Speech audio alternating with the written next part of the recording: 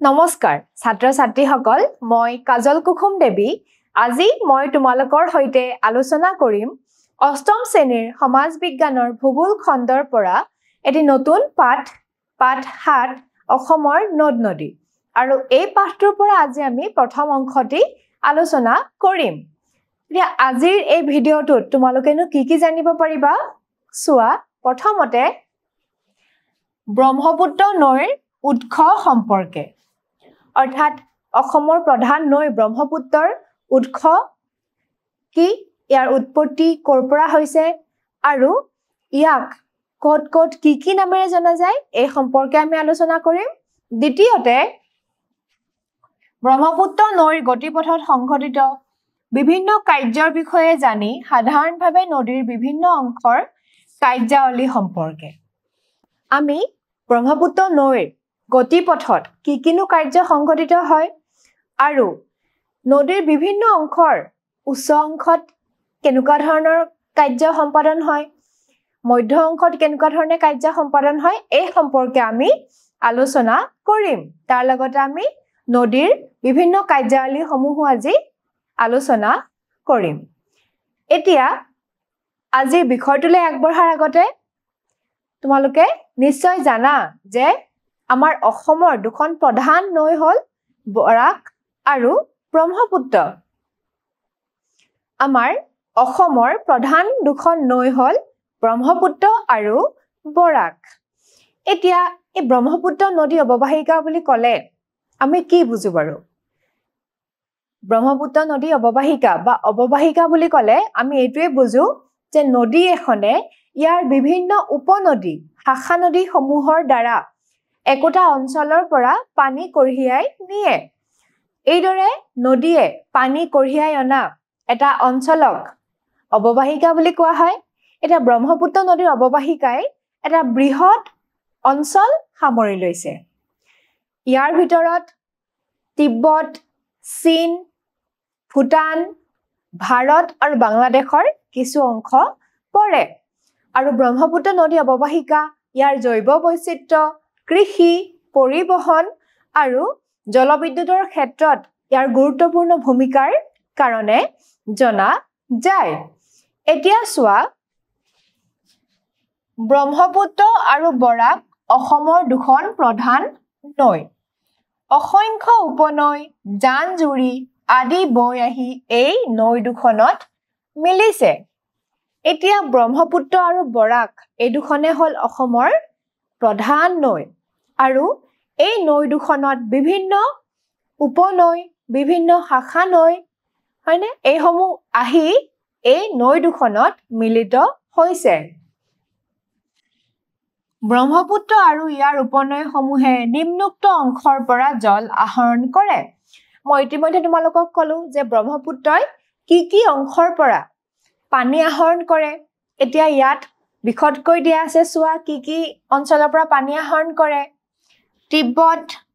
নাগালেণ্ড মেঘালয় ছিকিম বাংলাদেশৰ কিছু অংশ অৰুণাচল অসম ভূটান পশ্চিম বংগ গতিকে এইসমূহ অঞ্চলৰ পৰা ব্ৰহ্মপুত্ৰই কি কৰে পানী আহৰণ কৰে আৰু এই অঞ্চল সমূহে ব্ৰহ্মপুত্ৰ নদী অৱবাহিকাৰ অন্তৰ্গত কাৰণ ব্ৰহ্মপুত্ৰই এই অঞ্চলসমূহৰ পৰা পানী আহৰণ কৰে বিভিন্ন উপনৈ জান-জুৰি বিভিন্ন শাখা নৈ এইসমূহৰ জৰিয়তে এতিয়া চোৱা ব্ৰহ্মপুত্ৰৰ ক্ষেত্ৰত এই নৈ উপনৈসমূহে যিখিনি ঠাইৰ পৰা জল আহৰণ কৰিছে সেই সমগ্ৰ ঠাইখিনিকে ব্ৰহ্মপুত্ৰ অৱবাহিকা ব্ৰহ্মপুত্ৰ ৰিভাৰ বেচিন বোলে গতিকে যিহেতুকে ব্ৰহ্মপুত্ৰৰ নৈ উপনৈসমূহে আমি ইতিমধ্যে আলোচনা কৰা ঠাইসমূহৰ পৰা পানী কঢ়িয়াই আনে হয়নে পানী সংগ্ৰহ কৰে গতিকে সেই আটাইখিনি অংশই হ'ব ব্ৰহ্মপুত্ৰ নদী অৱবাহিকাৰ ভিতৰুৱা বা সেই গোটেইখিনি অংশকে কোৱা হ'ব ব্ৰহ্মপুত্ৰ নদী অৱবাহিকা এতিয়া তোমালোকে নিশ্চয় বুজিছা যে ব্ৰহ্মপুত্ৰ নদী অৱবাহিকাৰ বিষয়ে অৱবাহিকা বুলিলে কি বুজে এতিয়া চোৱা একেদৰে বৰাক নৈৰো নিজা অৱবাহিকা আছে যিদৰে ব্ৰহ্মপুত্ৰ নৈ নিজা অৱবাহিকা আছে হয়নে এই বিভিন্ন অংশৰ পৰা পানী আহৰণ কৰে সংগ্ৰহ কৰে ঠিক তেনেকৈ বৰাক নৈৰো অৱবাহিকা আছে ইও কিছু কিছু অংশৰ পৰা পানী আহৰণ কৰে এই সম্পৰ্কে আমি পিছলৈ জানিব পাৰিম ডিমা হাছাওৰ বৰাইল পৰ্বতে পৃথক কৰিছে উত্তৰৰ ব্ৰহ্মপুত্ৰৰ অৱবাহিকা আৰু দক্ষিণৰ বৰাক অৱবাহিকা এতিয়া ডিমা হাছাও জিলাত অৱস্থিত যি বৰাইল পৰ্বত আছে এই বৰাইল পৰ্বতে উত্তৰৰ ব্ৰহ্মপুত্ৰ অৱবাহিকা আৰু দক্ষিণৰ বৰাক অৱবাহিকা পৃথক কৰিছে এইখন বৰাইল পৰ্বতে এতিয়া চোৱা ব্ৰহ্মপুত্ৰ আৰু বৰাক উপত্যকা অৱস্থিত প্ৰথমতে চোৱা ব্ৰহ্মপুত্ৰ অৱস্থিত 90 ডিগ্ৰীৰ পৰা 96 ডিগ্ৰী উত্তৰ অক্ষাংশত আৰু এই বৰাক উপত্যকা অৱস্থিত 24 ডিগ্ৰীৰ পৰা 28 ডিগ্ৰী পূব দ্ৰাঘিমাংশত তোমালোকে মনত ৰাখিবা যে ব্ৰহ্মপুত্ৰ উপত্যকা অৱস্থিত 90 পৰা 96 ডিগ্ৰী উত্তৰ অক্ষাংশত আৰু বৰাক উপত্যকা অৱস্থিত 24 ডিগ্ৰীৰ পৰা 28 ডিগ্ৰী পূব দ্ৰাঘিমাংশত এতিয়া চোৱা আমি আলোচনা কৰিম ব্ৰহ্মপুত্ৰ নদীৰ বিষয়ে ব্ৰহ্মপুত্ৰ নদীৰ উৎসৰ বিষয়ে ইয়াক বিভিন্ন ঠাইত কি নামেৰে জনা যায় এই সম্পৰ্কে আমি আলোচনা কৰিম এতিয়া চোৱা ব্ৰহ্মপুত্ৰ নদী দা ৰিভাৰ ব্ৰহ্মপুত্ৰ ব্ৰহ্মপুত্ৰৰ উৎসৰ পৰা মোহনালৈকে দৈৰ্ঘ্য প্ৰায় 2906 কিলোমিটাৰ এটা ব্ৰহ্মপুত্ৰৰ উৎস অৰ্থাৎ ব্ৰহ্মপুত্ৰৰ য'ত উৎপত্তি হৈছে তাৰ পৰা মোহনালৈকে অৰ্থাৎ ব্ৰহ্মপুত্ৰ নৈখনে বৈ গৈ য'ত সাগৰত মিলিত হৈছে তালৈকে মুঠ দৈৰ্ঘ্য কিমান 2906 কিলোমিটাৰ এই নৈখনক বিভিন্ন অংশত বিভিন্ন নামেৰে জনা যায় তাৰ ভিতৰত চোৱা ব্ৰহ্মপুত্ৰৰ অসম অংশৰ প্ৰাচীন নাম আছিল লোহিত পিছলৈ ইয়াক লুইত হিচাপে জনা যায় এতিয়া এই ব্ৰহ্মপুত্ৰ নদীখনক বিভিন্ন অংশত বিভিন্ন নামেৰে জনা যায় এতিয়া আমাৰ অসমত এই ব্ৰহ্মপুত্ৰৰ প্ৰাচীন নাম আছিল লোহিত অৱশ্যে পিছলৈ ইয়াক লুইত হিচাপেও জনা যায় তোমালোকে নিশ্চয় কিছুমান গান শুনিছা ডক্টৰ ভূপেন হাজৰিকা দেৱৰ য'ত লুইত বুলি উল্লেখ আছে ব্ৰহ্মপুত্ৰৰ কথা গতিকে এই ধৰণে ব্ৰহ্মপুত্ৰক বিভিন্ন অংশত বিভিন্ন নামেৰে জনা যায় তাৰ উপৰিও চোৱা ব্ৰহ্মপুত্ৰ নৈৰ উৎস সম্বন্ধত অনেক কিংবদন্তি আছে অনুসন্ধানৰ তথ্য মতে তিব্বতৰ কৈলাশ পৰ্বতৰ ওচৰৰ তামচুক খাম্বালা চুৰটেন নামৰ ঠাই এখনৰ চেমায়ুংডুং নামৰ হিমবাহ এটি হল ব্ৰহ্মপুত্ৰ নৈৰ উৎস এটা ব্ৰহ্মপুত্ৰ নৈৰ উৎস সন্দৰ্ভত ই ক'ৰ পৰানো উৎপত্তি হৈছে এই সম্বন্ধে বিভিন্ন ধৰণৰ তথ্য পোৱা যায় যে ই কৈলাশৰ চোৱা পৰ্বতৰ তিব্বতৰ কৈলাশ পৰ্বতৰ তামচুক খাম্বালা চুৰটেন নামৰ এখন ঠাইৰ চেমায়ুংডুং নামৰ এটা হ্ৰদৰ পৰা ইয়াৰ উৎপত্তি হোৱা বুলি কোৱা হয় আৰু এই স্থানৰ উচ্চতা সাগৰ পৃষ্ঠৰ পৰা 5150 মিটাৰ আৰু যে আমি পালো এই তামচুক খাম্বালা চুৰটেন এই ঠাইৰ উচ্চতা সাগৰ পৃষ্ঠৰ পৰা কিমান 5150 মিটাৰ উৎসৰ পৰা নৈখনে উত্তৰৰ তিব্বত মালভূমি আৰু দক্ষিণে অৱস্থিত হিমালয় পৰ্বতৰ মাজেৰে পূব দিশে প্ৰায় 1700 কিলোমিটাৰ দূৰত্ব বৈ আহিছে এতিয়া চোৱা হিমালয়ৰ আমি গম পালো যে উৎপত্তি হল কত ইয়াৰ উৎস হল চেমায়ুংডুং তাৰ পিছত উত্তৰে থকা তিব্বত মালভূমি আৰু দক্ষিণে থকা হিমালয় পৰ্বতৰ মাজেৰে পূব দিশে ই প্ৰায় 1700 কিলোমিটাৰ বৈ আহিছে ইয়াৰ উৎসৰ পৰা এই অংশত নৈখনৰ স্থানীয় নাম চাংপু আৰু এই অংশত হিমালয়ৰ এই অংশত নদীখনৰ স্থানীয় নাম কি চাংপু তোমালোকে এই নামবোৰ মনত ৰাখিবলৈ যত্ন কৰিবা ইয়াৰ পিছত নৈখনে নামচা বাৰুৱা শৃংগৰ ওচৰত দক্ষিণ পশ্চিমলৈ ঘূৰি অৰুণাচল প্ৰদেশত প্ৰৱেশ কৰিছে আৰু ইয়াৰ পিছত নৈখনে নামচা বাৰুৱা যি শৃংগ আছে ই হল হিমালয়ৰ আটাইতকৈ পূব বিন্দু বুলি গণ্য কৰা হয় আৰু তিব্বতৰ পৰা ই দক্ষিণ পূবত অৱস্থিত গতিকে এই নামচা বাৰুৱা শৃংগৰ পৰা ই কি কৰিছে দক্ষিণ পশ্চিমলৈ ঘূৰি এটা আকৃতি লৈ তাৰ পৰা ঘূৰি আহি ক'ত প্ৰৱেশ কৰিছে অৰুণাচল প্ৰদেশত প্ৰৱেশ কৰিছে একে দিশেৰে কিছু দূৰ বৈ অহাৰ পিছত ই পুনৰ দক্ষিণ দিশে গতি কৰি পাছিঘাটৰ ওচৰৰ সমতলত প্ৰৱেশ কৰিছে আকৌ একে দিশেৰে ই কিছু দূৰ বৈ আহি পাছিঘাটৰ ওচৰত অৰুণাচলৰ পাছিঘাটৰ ওচৰত ই সমভূমিত প্ৰৱেশ কৰিছে আৰু সোৱা অৰুণাচল প্ৰদেশৰ ওপৰ অংশত নৈখনৰ স্থানীয় নাম চিয়াং আৰু অৰুণাচল প্ৰদেশৰ ওপৰ অংশত নৈখনৰ স্থানীয় নাম হল চিয়াং এতিয়া চাবা তোমালোকে ইয়াত উৎপত্তি অৰ্থাৎ ব্ৰহ্মপুত্ৰ উৎস সম্পৰ্কে আৰু ই ক'ৰ পৰা কেনেদৰে বৈ আহি অসমত প্ৰৱেশ কৰিছে এই সম্পৰ্কে দেখুওৱা হৈছে সোৱা আমি যে পাইছিলো তামচুক খাম্বালা নামৰ ঠাই এখনৰ চেমাইংডুং হ্ৰদৰ পৰা ইয়াৰ উৎস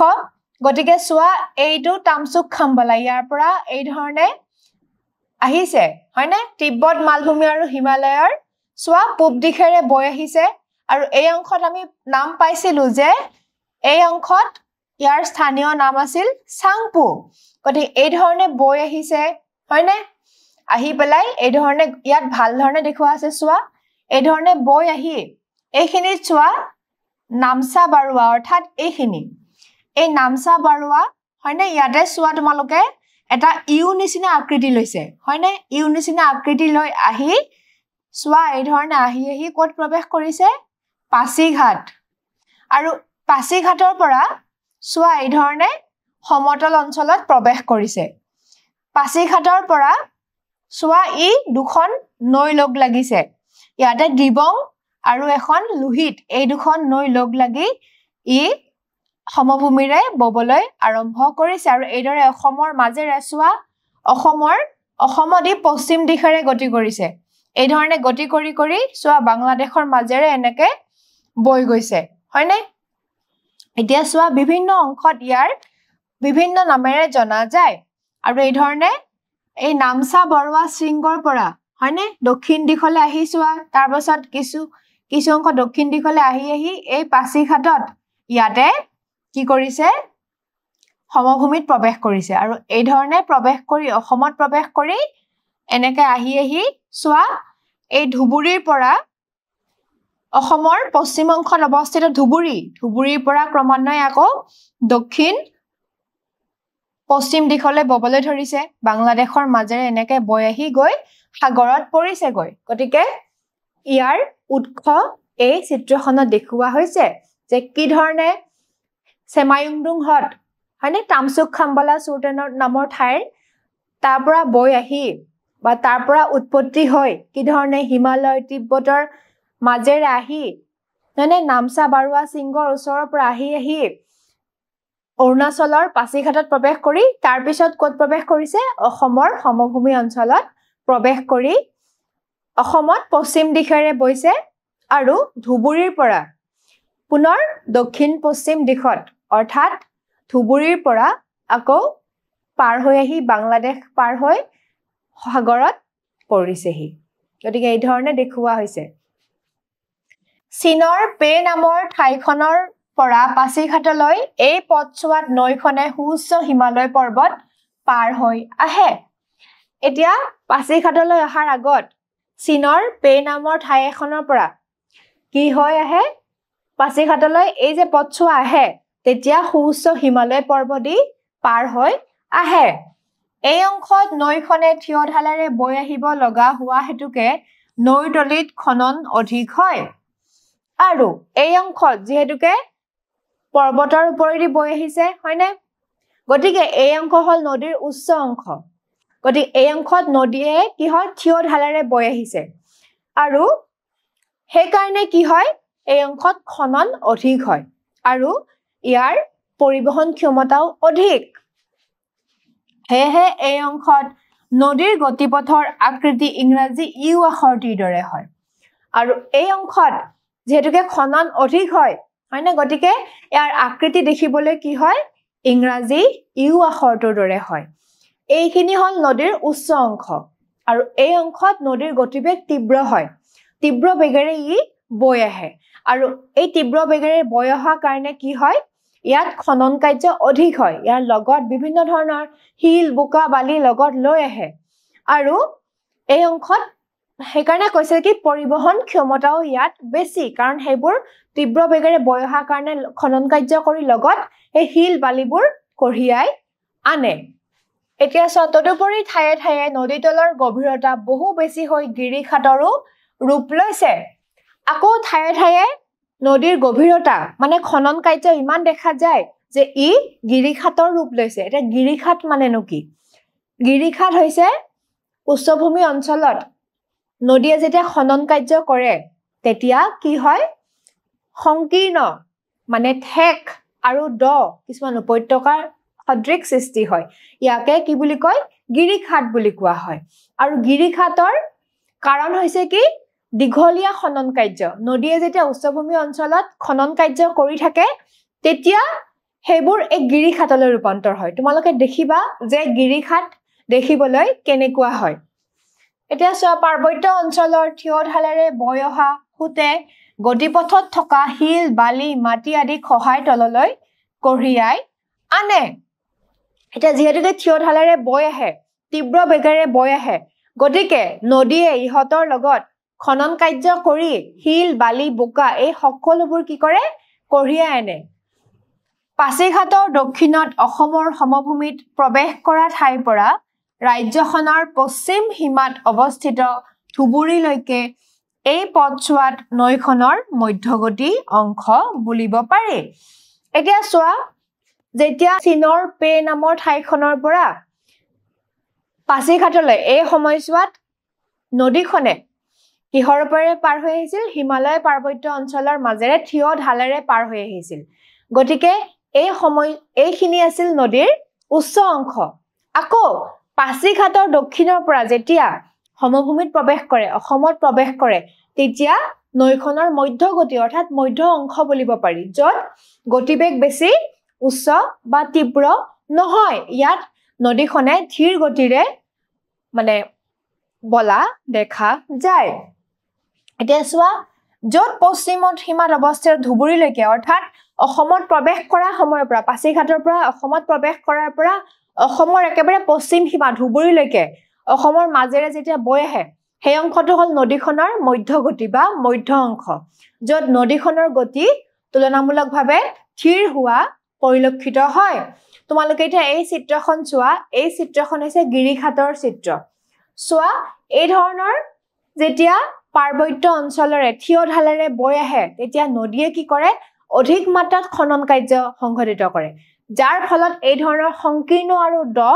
কিছুমান উপত্যকা সৃষ্টি হয় যাক কোৱা হয় গিৰিখাত বুলি গতিকে এইখন হ'ল গিৰিখাতৰ এখন চিত্ৰ এই ধৰণে পাৰ্বত্য অঞ্চলৰ ওপৰেদি আহোতে নদীয়ে খনন কাৰ্যৰ দ্বাৰা এই ধৰণে কি কৰে গিৰিখাতৰ সংঘটিত কৰে এতিয়া চোৱা অসমত নৈখনৰ গতিপথৰ দূৰত্ব প্ৰায় 640 কিলোমিটাৰ এতিয়া অসমত প্ৰৱেশ কৰাৰ পৰা একেবাৰে অসমৰ পশ্চিম সীমা ধুবুৰীলৈকে নদীখনৰ গতিপথ কিমান 640 কিলোমিটাৰ পাছিঘাটৰ পৰা দিহং নামেৰে এই নৈখনে দক্ষিণলৈ কিছুদূৰ বৈ আহি শদিয়াৰ ওচৰত দিবং আৰু লোহিত নৈ লগ লাগে মই তোমালোকক দেখুৱাই দিছিলো হয়নে পাছিঘাটৰ পৰা কিদৰে দিবং আৰু লোহিত দুখন নৈ লগ লাগে ব্ৰহ্মপুত্ৰই কিন্তু পাছিঘাটত কি নামেৰে জনা যায়